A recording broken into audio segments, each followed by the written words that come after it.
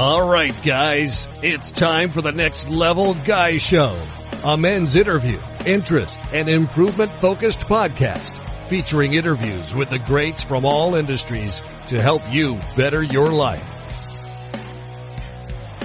Each week, a new episode features an interview with one of the greats, covering all aspects of their story, from life hacks to tips and protocols that have allowed them to live life on the next level. We then highlight concrete action steps that you can use to improve your life. And now, your host, Ian Dawson Mackay.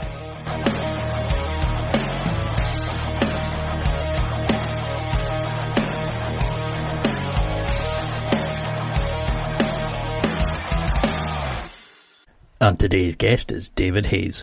He went from his lowest point in jail to achieving world records and working on prison reform. His story will help you realise that your current state doesn't need to be your end point. You can change your story at any moment you decide. So many of us have lost track of our sense of freedom and passion for adventure, succumbing to the pressures of modern life. We should never let go of our dreams and always strive to gain new experiences and enjoy life for everything it has to offer. After reaching the lowest point in his life, David realised he was distracted from his true values and what made him come alive. He's now on a journey of self-discovery, a quest to take his love for adventure and bringing people together out into the world with the aim to inspire and motivate personal growth. He wants more people to break free, come alive and take that step into the unknown to truly live through adventure, no matter how big or small. If you have a vision, then commit to it. Give it your all and do not let outside factors stop you. The only things that will hold you back in life is yourself, and his whole life he did that, but no longer, and you can do the same too.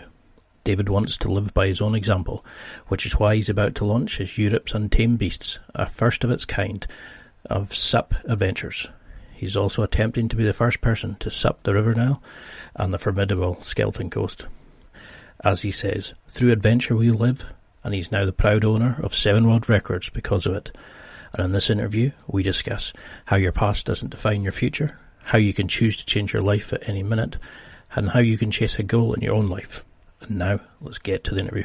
Thank you so much for coming on the show. I'm delighted to have somebody like you on, because you've done a complete 180 and changed your life. You know, you've done amazing work. But could you give a quick introduction to people who maybe aren't aware of your name? Yeah, so my name's David Haze, also known as the Nomadic Paddler. And I am a former prisoner turned paddleboarding world record holder. Brilliant. And you just completed your 7th world record, which is amazing. Massive congratulations there. And, you know, when you read your story, you think, that can't be the same guy. You know, you went down into sort of deep darkness and then you completely transformed it. And now you're inspiring people, working on prison reform, etc. But could you go into a little bit about, how did you start that descent? You know, how did you get into taking drugs, and was it dealing with the stresses and the bad habits of working in finance at the time? Yeah, I mean, you know, it's funny saying that I have done a complete turnaround. I'm not the same person. I don't feel like the same person anymore. But yes, so growing up, I always used to love adventure. Adventure was who I am. I was a national champion sailor. I did Duke of Edinburgh, which is like an outdoor pursuits program here in England. I surfed, everything. I just loved the outdoors. And eventually I moved to London, ended up working in finance. And when I was working in finance, I just completely lost touch of who I was. I didn't know who I was anymore. But I just got so wrapped up in making the money. And I was earning some really good money. I just got wrapped up in this whole London life. Everyone tells you London's, the big city. It's where it all was happening. And moving to London was the biggest mistake I ever made in my life. Eventually I lost my job, and I tried to keep up this facade that I was still earning more, money. So I'd leave or sort of get dressed for work, and I would go gambling and trying to numb the pain, I suppose. I ended up turning to cocaine. So I was sort of feeling a drug habit and a gambling addiction, and it just completely spiraled out of control. And I ended up moving some stolen goods. And I was looking at, the police officer that was involved told me I was going to go to jail for this. And eventually I didn't tell anybody. I got a new job again. I was a business development director for another finance firm, and money was coming in. But I had this court date looming over my head. And eventually when the court date came, I just sort of had a mental breakdown, I suppose, and disappeared for 5 weeks. And in those 5 weeks, I tried to take my life, and, it wasn't successful, thankfully. And I ended up turning to burglary, which ended up putting me in prison. I mean, it is an amazing story because you completely changed. You went in, you got your life back on track, and now you're working in the prison reform. And, I think that's the thing I'm so keen to have you on is we all hear about these gurus and stuff, and they all come on and say, yeah, just do this, drink this flat tea, and you're going to be amazing. We rarely get to hear about people who've made mistakes and changed. I mean, I've done stupid things, and I'm thankful I never got into serious trouble from it.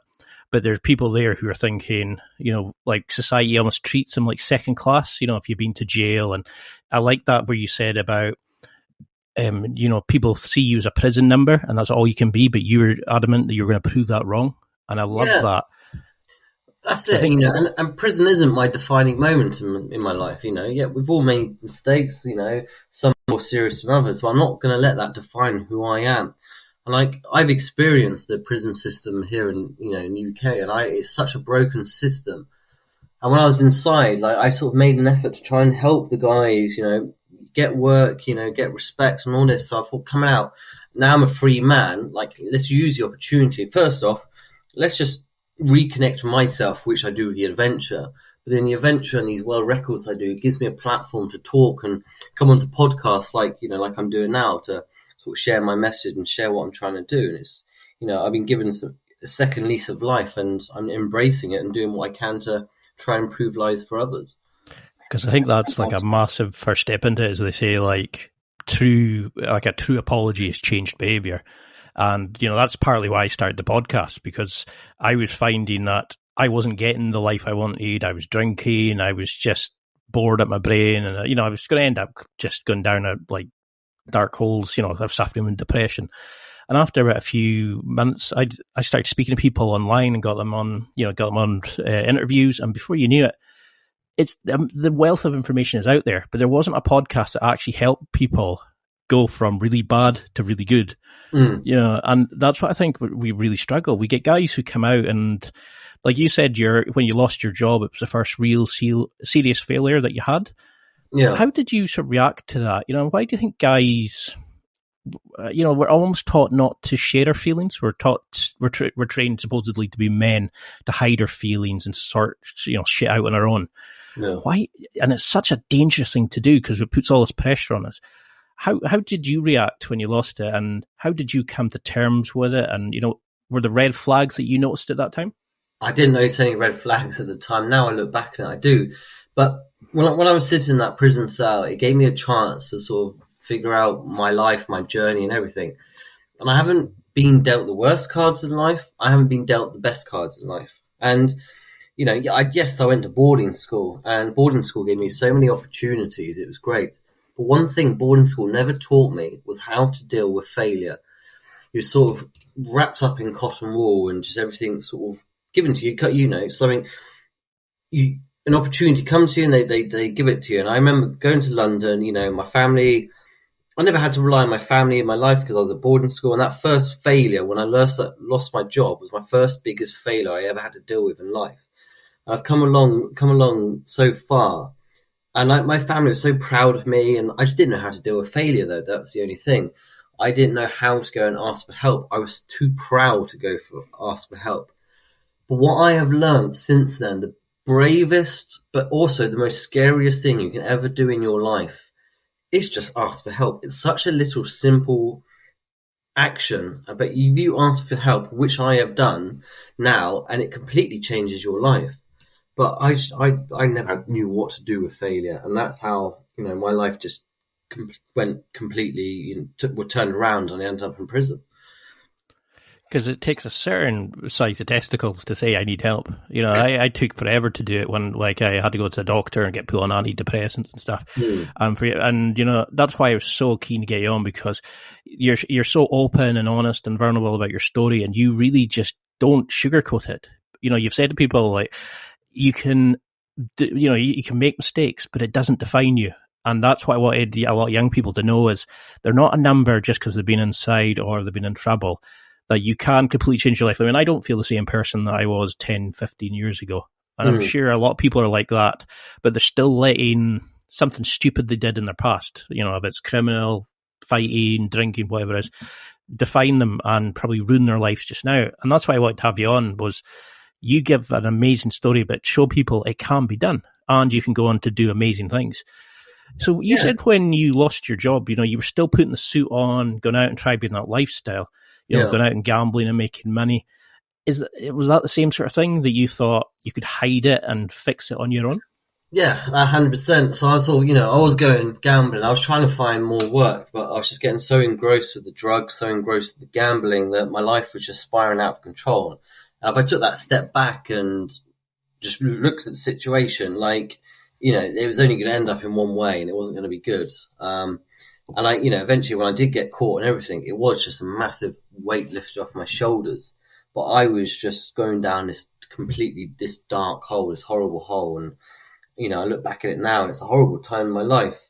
But sort of going on to prison, it's one of my biggest failures in life, but I'm just sort of determined to make my biggest failure in life become my biggest success. And that's sort of what I'm trying to do now.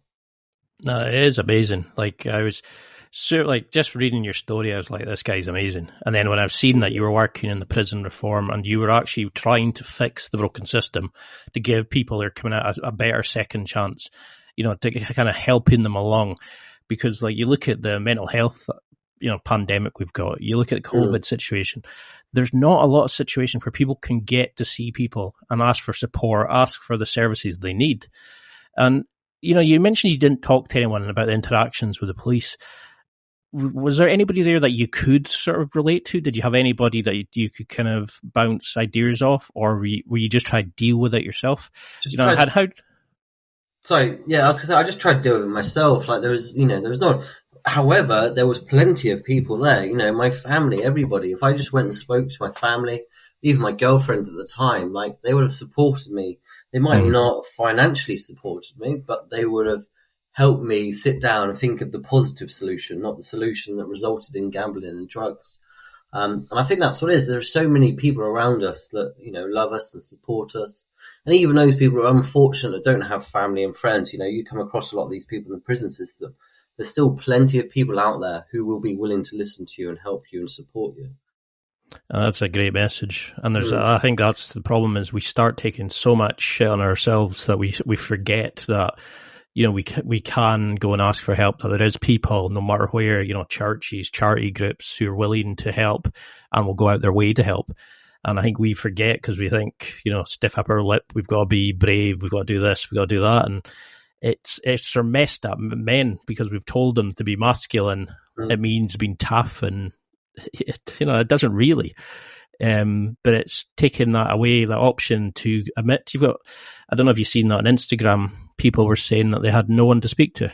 They were saying, who do you go to and speak to about your problems? And they're like, I'm a man, I'm not allowed to. I've got to keep it to myself. And I just thought that was terrifying. So what was you mentioned about contemplating suicide. I've been down that dark hole, and I know how difficult it is to come out.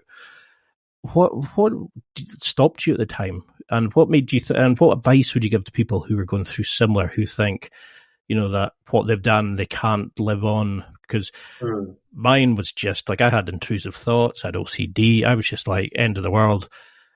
What advice could you give to people who are in that situation now?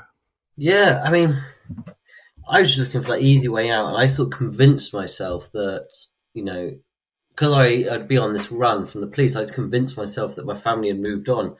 And it's when finally the time that, I resurfaced, and I spoke to my family, I realized, of course they didn't, they hadn't moved on, they would never have moved on. And I think, just whatever situation is, it doesn't matter how bad it is, it always only get better. And you've just got to sort of own the situation you're in. Doesn't matter how bad it is. For me, it was going to jail and, and all that. And I was just own it. I had to own it and take the opportunity to learn about myself, to then try and grow and change as a person, to go and make sure I live a much more meaningful life. But, we all go through bad times in our life, but, it's always those good times will always come back again. You're always learn about yourself. You always grow as an individual. Like, just hold on there and always remember, like we just said, there's always going to be support from somebody. You know, the support in the most unlikely places. Nobody wants to see anybody take their own life. And, you know, I've certainly don't. And I'm so glad that I didn't take my own life because, you know, I'm so proud of what I'm doing right now. And I'm living the life that I suppose I was always meant to live. And you should be proud of what you've achieved. You know, you're doing amazing things. You're inspiring so many people, and you're also giving people who are maybe hitting their own like streak of shit, shall we say? You know, and going, there is an option to change. You don't need to be. You know, what's it they say? Your past doesn't need to be your future. You know, you can change it. And, you know, I like that comment you said when in another interview you were talking about it being like a pressure cooker. You just felt it building and building, and when you've got nowhere to go, you start thinking the worst, don't you? You start looking, going, oh no, there's no way out of this. I'm worthless, I'm this, I'm that. And we then don't have like a healthy, like a lot of people don't have access to sporting facilities. A lot of people don't have access to other men that they can chat to or other groups they can chat to. And it's a scary situation for a lot of people. But what was your first or most striking memory of prison? You know, what was it that you remember that like the toughest part of it? Yeah, I think the first thing, I suppose, is back to this masculinity thing. So I got my sentence. I'm in the prison van. I'm heading off to HMP Guys Marsh, which is South London, and I was just crying all the way in tears. And like the moment sort of the door unlocked to go into reception, I started to wipe away the tears. And like, you know, I got to man up now. I can't be let people see me do this. You know, it's a prison. It's full of, you know, men. You know, you hear about these stories. It's the worst of the worst. And I sort of wiped those tears away. But the one thing that always stuck with me was the smell. Like, I can never explain to anybody the smell, but it was just like a rotten, dirty, disgusting smell, and that would always stay with me. And it's just hard to explain, but that was it. And the noise, it was so loud, like echoing the music from different people, the shouting, the screaming. Like, there was a lot of anger, a lot of pain, and a lot of upset in that place. And yeah, and you know, I wouldn't wish anyone to go to prison. But for me, you know, it was needed, but yeah, it was the smells and the masculinity, I suppose. Because that's something in it. It's like you put a bunch of people who struggle to discuss stuff, who've done bad things, who are maybe wanting to change and stuff, but they put them in a situation where you're just locked up. And a lot of people I know who've like been to jail, a lot of people have been in trouble before, they said there's not a lot of rehabilitation offered. You know, it's just a case of more walls, more doors, more bars. You know, it's just, there's not much to actually encourage you to go and like get qualifications and fix it. And I don't know if that's like a sort of standard approach. How did it change, like being sentenced? How did it change your relationship with friends, family? And was there any kind of offer to like rehabilitation, or, you know, if somebody wanted to change their life, was that supported? No, I mean, rehabilitation doesn't exist inside. It really doesn't. And if you want to rehabilitate yourself, you have to be quite a proactive individual. And, you know, a lot of these guys, you know, they've been in and out of prison most of their life. They've come from care homes. They've never had opportunities given to them. And like most of their life as well, a lot of these guys have just been told they're worthless. So they think they're worthless, and, you know, why bother changing myself is probably, you know, is their mindset. So like eventually when I sorted myself out inside, I could see there's so much talent in prison. There's so many guys that, you know, they shouldn't have gone down the wrong path. They haven't got the help they needed. So I ended up writing to a lot of companies. When I was inside, I used to write CVs for the lads, and I'd write to a company saying that, you know, this guy's in prison, he's getting released back to your area. It'd be amazing if you could give them an opportunity. And you know what? The response I got was fantastic. So I got the Body Shop involved, Sainsbury's were interested, B&Q, Lush, Dorset Tea Company. All these companies were right back to me going, all right, when this guy's out, get in contact with us. And I just really wanted to help the guys. The prison doesn't seem too bothered to help people. And when I came out, I sort of made a vow, like, now I'm a free man. Now I have no limitations. I'm going to try and support the guys, the girls, as much as I can to get them into work, to help them change their lives. But one thing I noticed is, so as I was saying, like, this a certain individual being in prison like 11 times, and whole life he's been told he's rubbish. And the moment you speak to that person as an individual, respect them, suddenly their life changes. Suddenly they've been shown respect, and they're like, oh, actually, I'm not worthless, am I? And that changes their whole mindset. Suddenly that person's then going to take that journey to change and to grow and to rehabilitate. And that's all it takes. It just takes to treat everybody as an individual. Going to prison, having your freedom taken away and your family and your life, that's the punishment, and that's where it should stop. It's all then about teaching these people to grow and change, and that's what prison should be doing. It doesn't. That's awesome, man. I mean, I was smiling through that because I felt like you could feel the passion you have for helping people change, and to even just take 5 minutes, 10 minutes to write a CV for somebody, to say, let's try find you a job. To somebody who's been in and out of trouble the whole time, that must be like, why are you doing this? Why do you think I'm worthwhile? And like a lot of times where if you're quiet in school, you're just left alone. If you're a troublemaker in school, you get kicked out. Just go find a job and get on with it. We very rarely try to come to the crux of the situation of what's causing the problems. But when you were released initially, you started using again and went back in. What was it that you think caused that? What stopped you changing initially? And, what was causing that? Was it going back to old habits, or was there something at the time that you didn't have a mission or a challenge to change your life, do you think?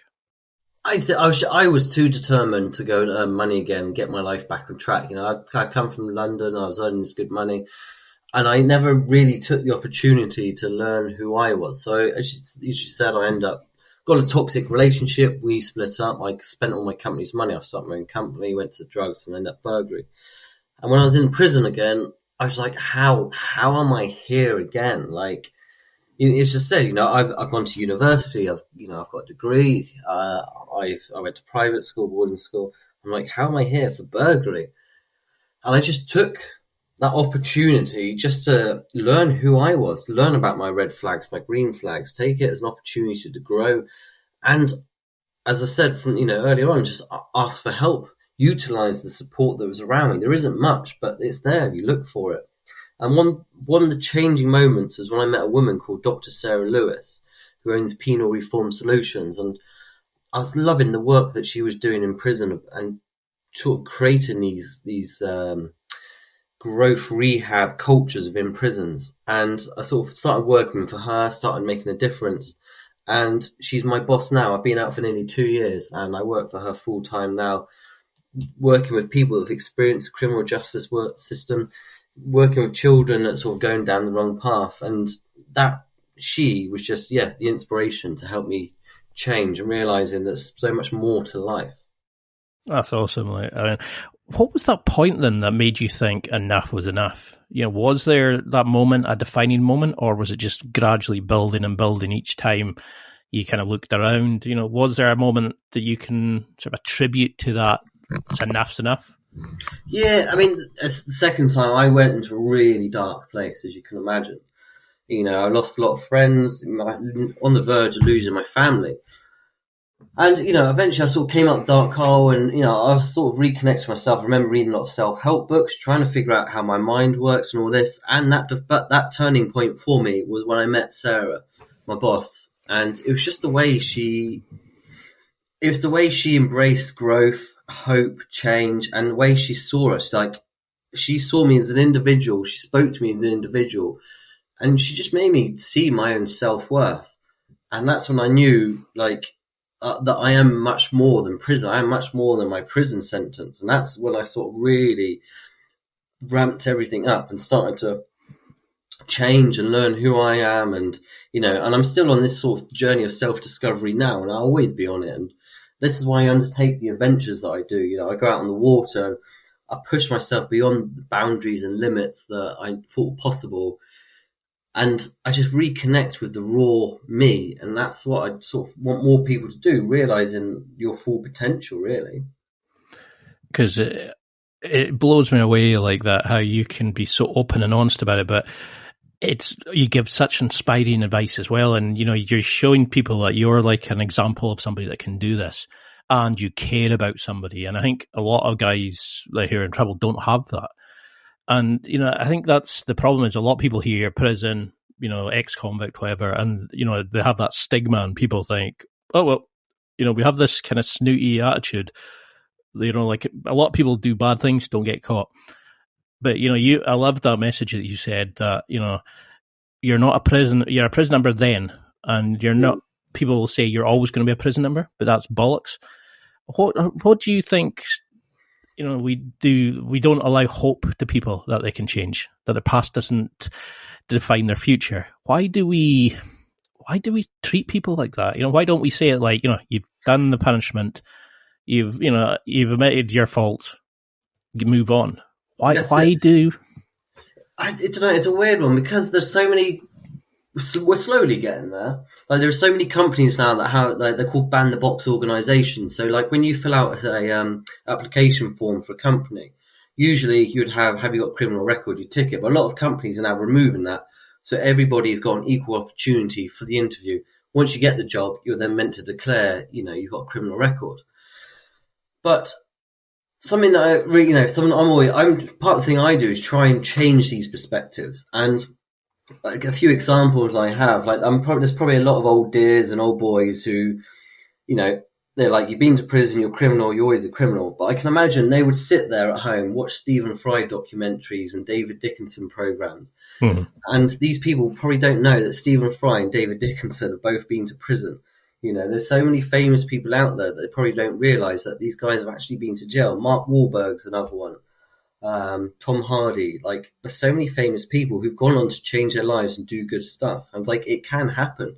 We just need to support people. If we want to create these harmonious environments, these safe environments, then we all need to come together and support somebody.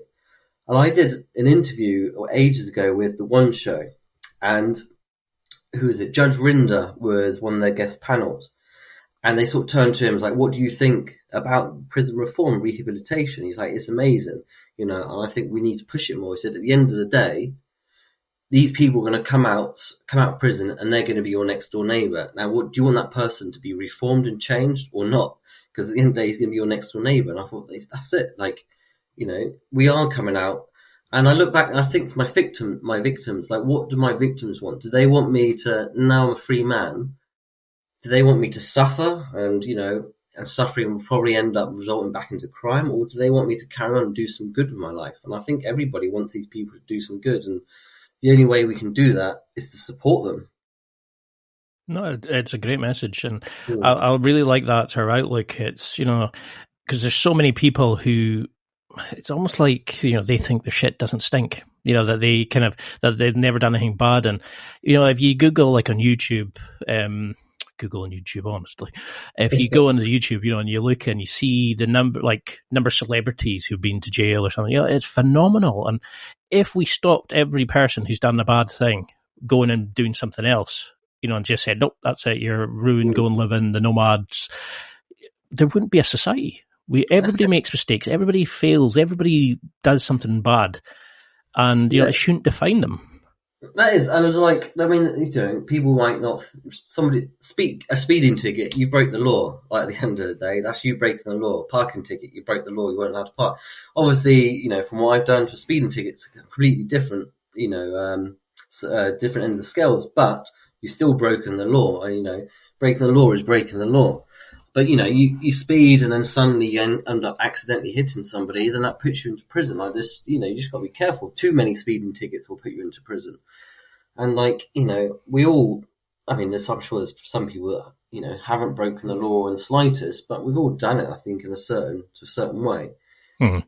But at the end of the day, we need to help and support. And sort of, a lot of people need to get off the high horses, I guess, and, help these individuals. Because that's the thing, is people say, oh, they need to go to jail, but then what do you do once that they've served that length of time? You don't want them to go back in again and have to be arrested again and, all that kind of jazz. You want them to have something. You want to give them like a lot of people who are alcoholics, for example, there's always a reason for it. And there's a lot of times that they want to change, but they don't know how. They need the medical assistance. Same with drug addicts, a lot of times, but they do want to change. You're always going to get some arseholes in every part of society. But there's always going to be, I was going to say, I like what you just said there, because nobody, I'd say 95% of those people in prison didn't wake up and gone, you know what, I'm going to commit a crime. And I'd say 95% of the individuals in there is a story and a reason behind it, why they committed the crime. Like there's, I'm sure 5%, as you said, are just assholes, and I met some of them. But nobody generally wakes up that morning and goes, you know what, I'm going to go and burgle a house for the fun of it. There's a reason behind the burglary. For me, it was a form of survival, and I completely regret what I did, but nobody just wakes up and commits a crime, and it's just trying to get down to the bottom why they did that. I think that's what we need to spend more time and effort into, is like the services and support to stop people falling into that. Because you said, failing doesn't make you a failure. It just makes you someone who's failed, and you just need to embrace the failure, grow and change your ways and come back stronger. That's it. And, and you started that change, and you've been out for 2 years, you've done these amazing things, you got a job, you're working on the prison reform, you're supporting people who need it. How did you make sure you didn't slip back? What kind of habits did you change to kind of ensure, working towards the new David? Just being open and honest, and that was the main thing, and just keep utilising the support that's around me. I not just going through the world on my own and taking up all the problems and woes. And I've got my family back, so if I ever have troubles, I've got my boss, Sarah, I've got my girlfriend, I've got my work colleagues.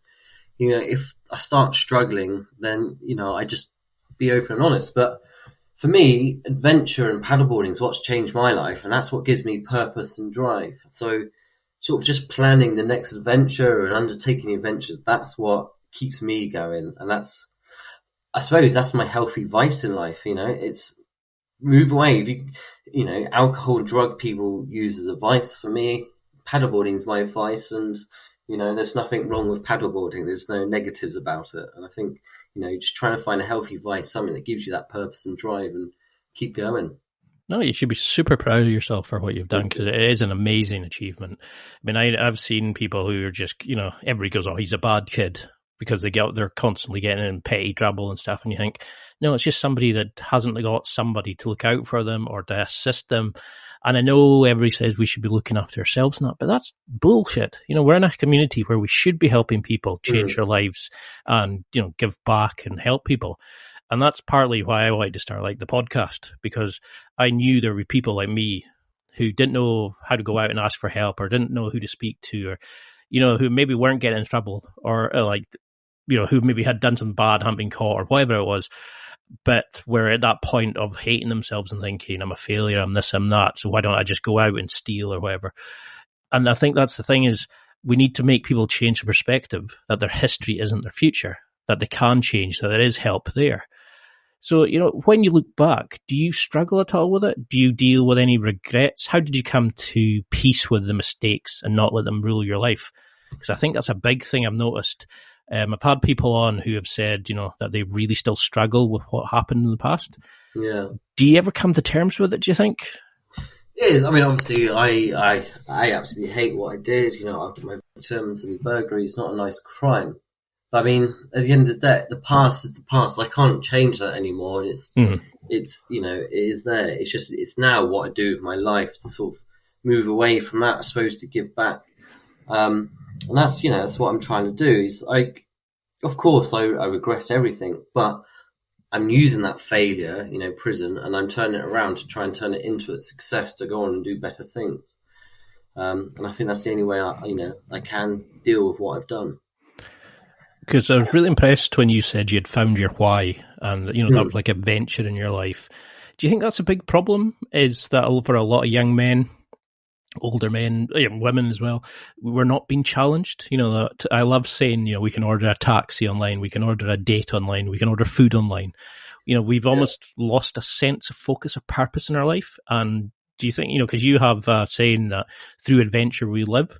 Yeah. Can you go into a little bit about that philosophy, and do you think that's what's affecting a lot of young people today, that they don't have adventure? Yeah, funny enough, it's having that why in your life and challenging yourself. As you said, life has just become too suppose too easy. And like, you need to challenge yourself. If you want to grow and change and learn more about yourself as an individual, then you need to challenge yourself. Like, if you just live the normal day-to-day life, through social media and access to easy, just anything really, it isn't challenging. And like, it was quite funny at Christmas, my brother was having a chat with his friend and they want to start a business. And I happened to walk in and my brother was just saying to his mate, like, I'm so proud of David, like what he's done, his world records and all this. And he's like, why, how have you done it? Like, how have we not started our own business? I was like, why do you want to start your own business? He's like, we want to make more money. I was like, that's not a good enough reason. You need to find your why in life. For me, paddleboarding, it gives me purpose, it gives me drive, it makes me understand who I am. And learning who I am makes me a better version of myself. And that's my why. And I think everybody, like from him, like, why does he want money? Like, break it down and find that unique why. And I think we all need to do it. And we all need to challenge ourselves. And that's why I sort of promote the power of adventure, what it can do to an individual. It's time for a quick break. There are millions of potential products to buy, so how do you know which ones are worth your hard-earned money? Simple. You go to nextlevelguy.com/affiliates and explore those that will transform and improve your life. You'll find deals, listener exclusives, and special offers with some great companies. Recommendations are 100% honest and only on items Ian has tried or believes in. The companies showcased will make you a better man in all areas of your life. Simply go to nextlevelguy.com/affiliates and level up. That's seriously inspiring. I can see why you're changing so many people's lives and motivating so many people. But why paddleboarding? You said it was like a journey of self-discovery. Do you think it's sport that helps us discover who we are? You almost like get involved with the adventure, the physicality of it. Do you become, it's almost like a primal use of energy, do you think? I mean, I've always been a sporty individual. I've always lived by the sea. And I used to surf for years and years and years. But down in Bournemouth where I live, those flat days, you just couldn't surf. And one day I remember seeing, about 7 years ago, I saw somebody on a paddleboard and I was like, what's that? So I took to it. And I absolutely love the extra sense of freedom it brings, the connection to yourself. And I knew, like, this is me, this is who I am. But, it doesn't have to be pushing yourself physically. I mean, even if I was speaking to a woman not so long ago, and she's like, I've got 2 kids and a husband and all this, so I can't just go out and paddle the longest lakes. I was like, then you should just go away camping with your family. Go and learn to make a fire properly without matches. The 4 of you, sit down, put your phones away. That's an adventure. That's reconnecting with yourselves. You're growing, you're learning, you're connecting with your family, you're creating memories. That's an adventure. It doesn't have to be anything quite extreme. It's just, I think just being outdoors in nature there's something just so peaceful about it. And I think more people just need to, get out there. It's a great message because so many people are being raised by their phones, which is scary. I mean, I do it myself. I'm thinking, like, I've listened to a podcast and I go, oh, that's a great question for so and so, and then I'm watching YouTube videos, and then as I'm sitting just chilling after work, I'll be sitting on my phone, and you're on the bus on your phone. Before you know it, we've almost forgotten how to speak to each other, how to rely on ourselves and challenge ourselves when we go out. But what on earth made you think, okay, I'm paddleboarding now, I'm reconnecting, I'm finding myself again. I know I'm going to go and try to achieve world records, because that's such a great mindset. But what led you into doing these amazing things? So the first world record I got was June last year. And I came up with the idea. So I used to get paddleboarding magazines sent to me, and I'd see all these great adventures. And I was like, you know what? When I get out there, I'm going to paddleboard the 4 longest lakes in the UK in 4 consecutive days. As you do. Yeah. I remember telling the lads around me whilst in prison, they're like, you're a number, you're always a number, stop daydreaming.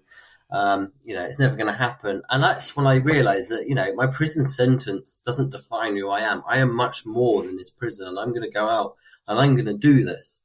So eventually, after all the lockdown, I came out in the first lockdown. After, lockdowns finished, June 14th came, I was in Scotland, did my first world record.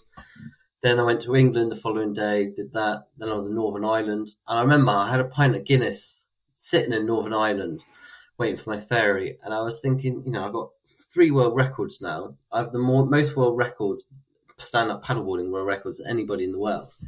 I could stop now. There's no need for me to go to Wales. And I was thinking, well, that's how you used to think. You always used to look for an easy way out, And I was like, no, you know what? Go and do it. You said to yourself back in that prison cell, that, surrounded by so much failure and negativity, you told yourself you're going to go out, do four lakes, 4 days. So I was like, you know what? That's it. I'm going out. I don't think like that. I don't look for an easy way out anymore. If I can do it, then I'm doing it. And I went and did the 4th lake, and that was my first 4 world records. I love that kind of growth, that kind of, I could do that, I could take the easy way out, but no, I am going to go and do this big thing, because, I know a lot of people are listening just now going, but what do I do if I've never been caught? What do I do if I've never been punished for the thing? And I think it's similar, what we're saying to them is, stop letting it define you. You can't change your past, but you can be a better person and go and do something good for the future.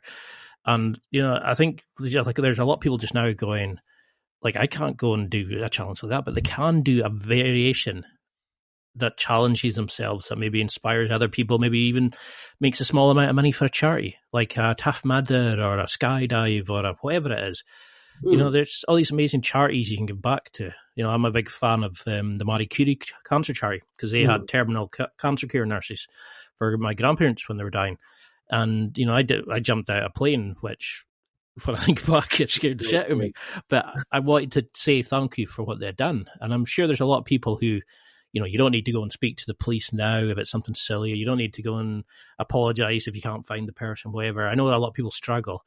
I had Dr. Rob Kennedy on, who was an alcoholic, who had lost everything, and then he's come back to start in this addiction centre, and he's changing lives left, right and centre. And that's what he said, is even if you write a letter of apology to somebody, you don't post it, you burn it, but you just let that energy out. Yeah. Did you ever try something like that? So I wrote to all my victims, just like that, if I didn't get a response, then at least I've just, vented it. And like two people wrote back to me, thanking me for the apology and just saying, well done for owning it, and, thank you for explaining why you did it. And he said, just, use your time wisely, and when you come out, to make sure you live a better life. And, I love to sort of meet those two that wrote to me and go, look, hopefully I am living that better life now. That's amazing. It's like, it just shows you that people will, they might be annoyed at the time, but a lot of people will forgive. It takes a real, amount of stupidity to, really burn the bridges. There will be people who will forgive and forget, or people who help you no matter the situation you're in. But that can seem like an amazing, challenging moment. You met a guy called Cam Stevens during your final sentence, and he really helped you, and you helped each other bond, and, that friendship grew from there. What did that teach you about men, forging friendships, and what can we do if we unite and assist one another rather than tearing ourselves down? What kind of message did that give you? Yeah, with Cam, we're from 2 different worlds straight off. But there was just something we saw in each other. It was that whole, we're much more than our prison sentence. And it was just nice to talk to somebody with hopes and dreams. Mm-hmm. And funny enough, Cam was on the shoreline when I was in Loch Ness. And it was just such an emotional moment. When we were sitting in these prison cells, we were talking about something like this. And here we were, both in Scotland, both on Loch Ness. He was with his company, we were filming me.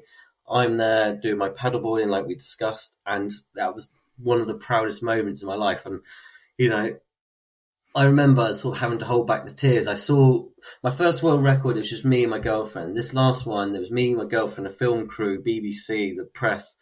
And I just saw them all. There must have been about, 15 people on the shoreline. I started breaking up into tears. I was like, no, I can't cry. Come on, don't do this, don't do this.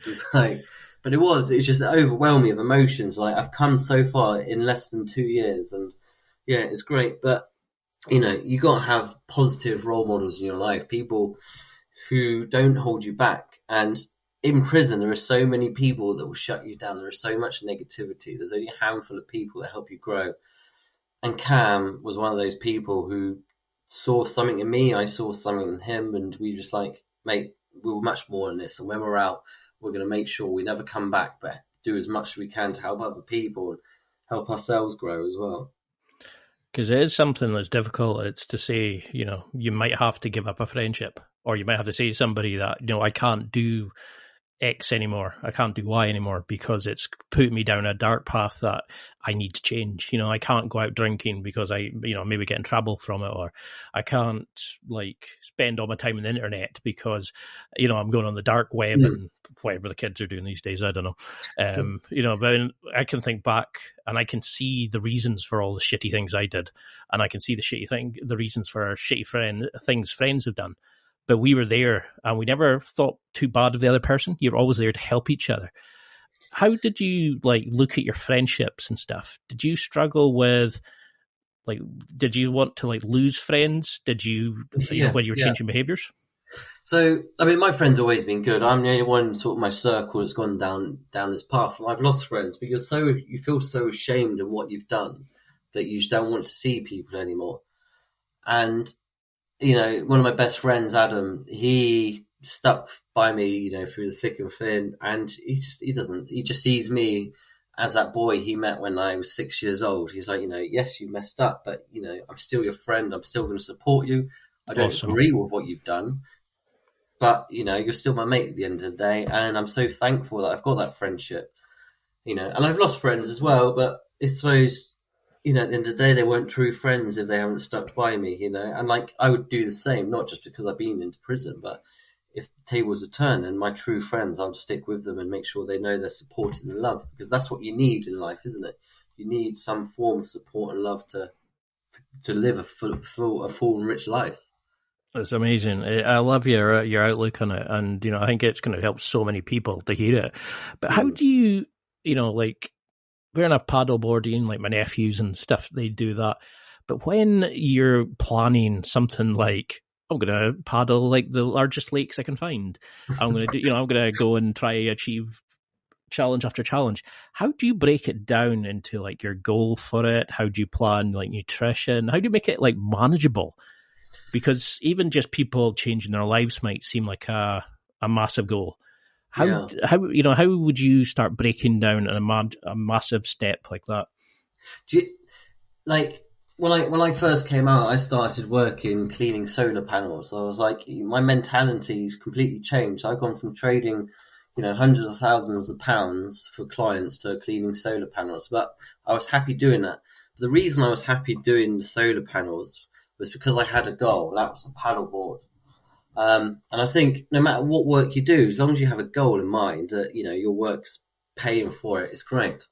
But that's what gave me the focus. So all those downtimes, especially during the lockdown, there's a lot of time on your own. I started training more. I was watching videos, reaching out to people, learning about nutrition, learning different exercises. But I'm in a fortunate position now that, as I've done more and more, a lot more people seem to want to work with me and a lot of companies are reaching out. But it always had to start with somewhere. And it was just that first goal, that first dream I had where I was deciding to paddle those 4 lakes. And I cleaned solar panels, 12 to 15 hours a day, 5 days a week to make sure that I could put enough money in the pot to then go and travel the UK and paddleboard 4 longest lakes. That's awesome, and I love that. You're challenging yourself. It's finding that adventure. It's like an adventure you'll truly live. What advice would you give to people who are maybe going down a similar path that you were, or who've gone down the wrong path and want to change their lives? I think anyone's gone down the wrong path or is going down the wrong path, just admit to yourself that it's going wrong. Admit that it has gone wrong. And just own it. Doesn't matter if for me, I was sitting in the prison cell. Own the fact that you're in prison, mate. Own it. Now it's time to change. And I think that's what you need to do. It's just own it, but then want to change. Be willing to open yourself up to any support and help. If the only person that's in control of your own destiny in life is yourself. Nobody else is going to change you. So don't rely on other people, but take the support and help, but be willing to change. And I think, it's taken me a long time to realize that, but, at the end of the day, we're the only ones in charge of where we go. I'll go to prison. If I went to prison again, life for my family, life for my friends carries on. They're still creating memories, and it's well, I'm in prison. who have I got to blame? I'm only got myself to blame. I think you just got to own it and be willing to change and, take control of your own destiny. Fuck, I can see how you're changing lives, because that's so inspiring and it's so great because you're not just one of these people who talks about it and never have done it. You've actually been there, so you understand where they're going, where their mindset goes, and I can, you should be massive and change. And I'm going to direct so many people to your information, to your site, because I think we need more people like you out in the world. But how would you like to see prison and, the criminal justice system? I know this is a massive question, but how would you like to see it reformed to change people leaving and, make them less likely to recommit and truly change their lives? I think the first one, one of the big projects I did when I was working with Dr. Sarah Lewis was around mental health and people experience it in the criminal justice system. And the first thing that came, our recommendation, was just to treat people as individuals. Don't see them as prison numbers. Just show a little bit of respect, and that will massively just change people's outlook.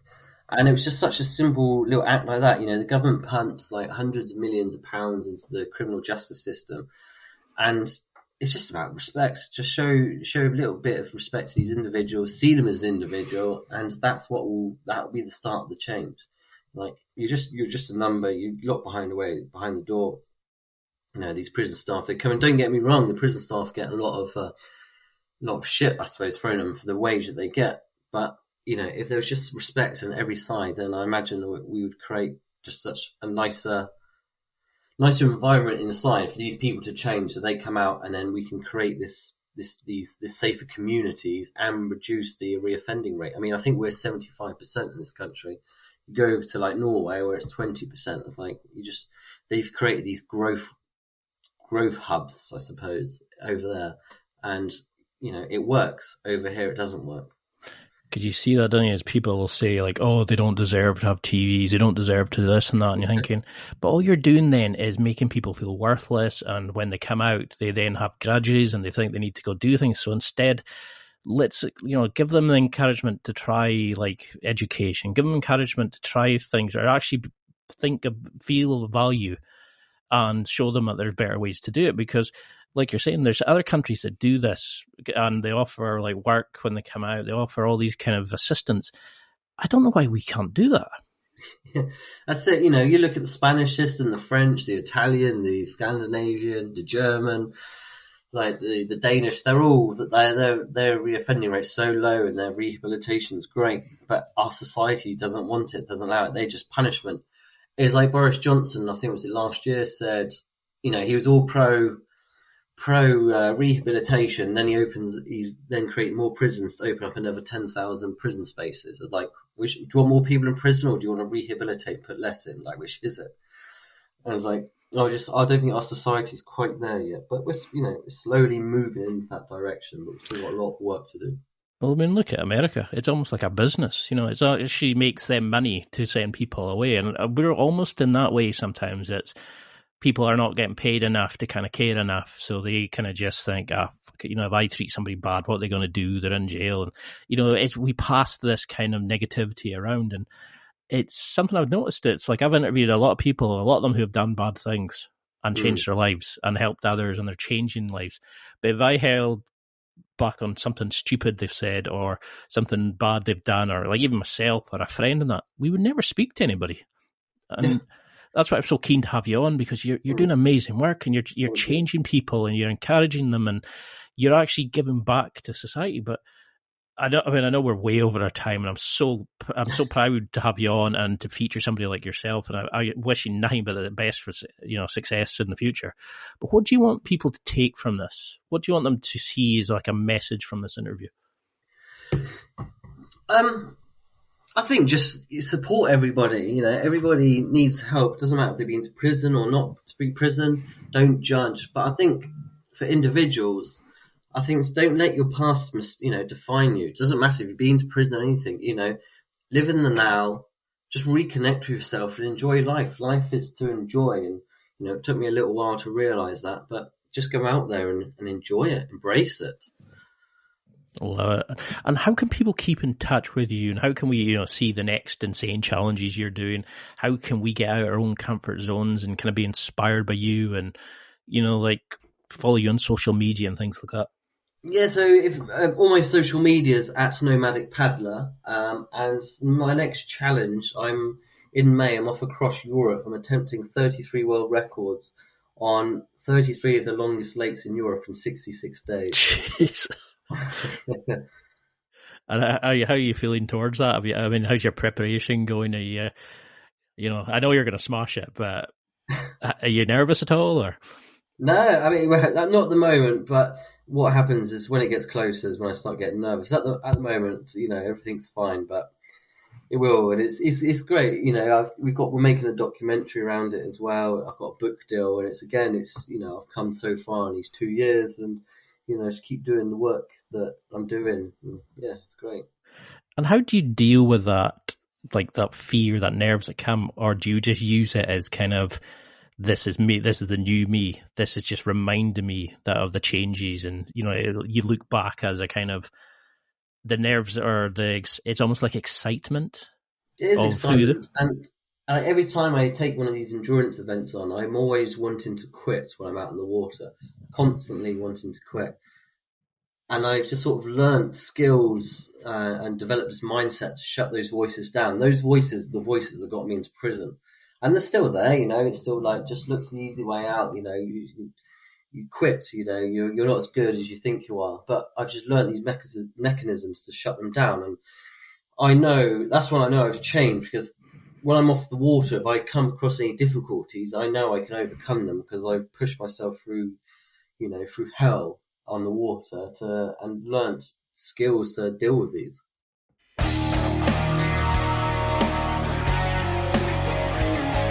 Well, that's it for another week, and thank you for listening. It's now time to take what you've learned and use it to develop and enhance your life with the key points mentioned. Listen, try it, embrace it, use it, and crush it. Now's your time to hit that next level in your life. If you liked this episode, then please leave a comment on the show notes or a review of the show on your podcast platform. Everything helps evolve the show. Until next week, keep seeking the next level in your life.